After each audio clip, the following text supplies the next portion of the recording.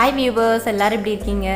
இன்றைக்கி நம்ம சேனலில் இந்த 3 மெயின் இன்க்ரீடியன்ஸை வச்சு சூப்பரான ஒரு பிரேக்ஃபாஸ்ட் இல்லைனா ஸ்நாக் ரெசிபி பண்ணிடலாம். இது ரொம்பவே டேஸ்ட்டாகவும் ரொம்ப ஃபில்லிங்காகவும் இருக்கும்.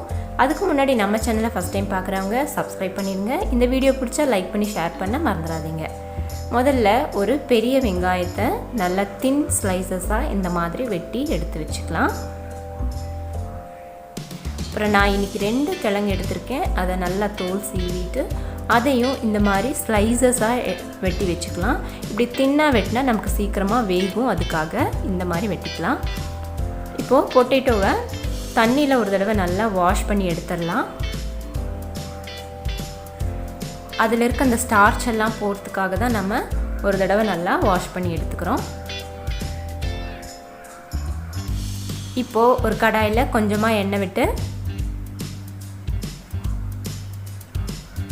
எண்ணெய் சூடானதும் நம்ம வெட்டி வச்சுருக்க பொட்டேட்டோவை சேர்த்துடலாம். கூடவே வெட்டி வச்சுருக்க வெங்காயத்தையும் சேர்த்துக்கலாம். இப்போது இது 2-3 நிமிஷத்துக்கு அதில் நல்லா வதங்க விடலாம். இப்போது இதுக்கு தேவையான உப்பு சேர்த்து விட்டுடலாம்.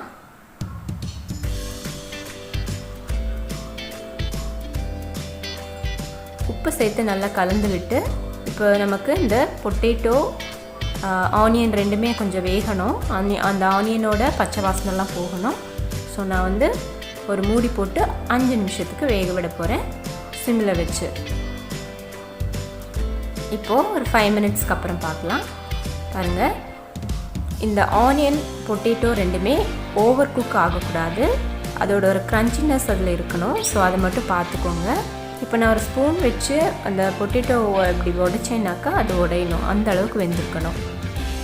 ஸோ இப்போ இது ரெடி ஆயிடுச்சு. இப்போ ஒரு பவுலில் நான் இன்றைக்கி 3 முட்டை எடுத்திருக்கேன். அதை உடைச்சி ஊற்றிக்கிறேன்.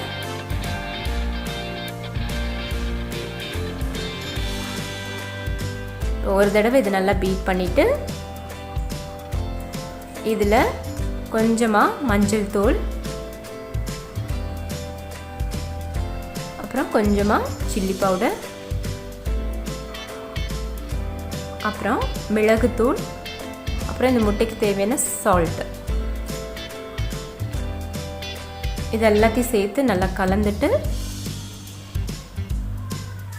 இதோட நம்ம வதக்கி வச்சுருக்க உருளைக்கிழங்கு வெங்காயம் மிக்ஸ் இருக்கு இல்லையா, அதையும் சேர்த்துடலாம். இப்போது இதை ஒரு தடவை நல்லா கலந்து விட்டுடலாம்.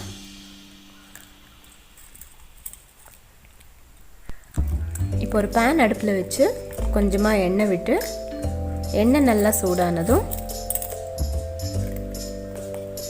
நம்ம ரெடி பண்ணி வச்சுருக்க ஆம்லெட் மிக்சரை ஸ்ப்ரெட் பண்ணி விட்டுடலாம்.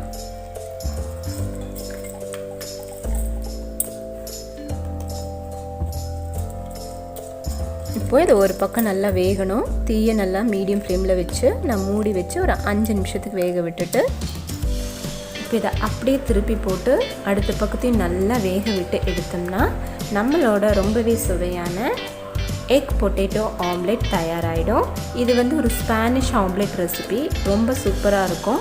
உள்ளே இருக்க பொட்டேட்டோ அண்ட் ஆனியனோட க்ரன்ச்சினஸோட ரொம்ப அருமையாக இருக்கும். குழந்தைங்களுக்கு இதை செஞ்சு கொடுத்தா ரொம்பவே ஒரு ஃபில்லிங்கான ரெசிபியாக இருக்கும். கண்டிப்பாக ட்ரை பண்ணி பாருங்கள். இந்த வீடியோ உங்களுக்கு பிடிச்சிருந்தா மறக்காமல் நம்ம சேனலை சப்ஸ்கிரைப் பண்ணுங்கள். தேங்க்யூ ஃபார் வாட்சிங்.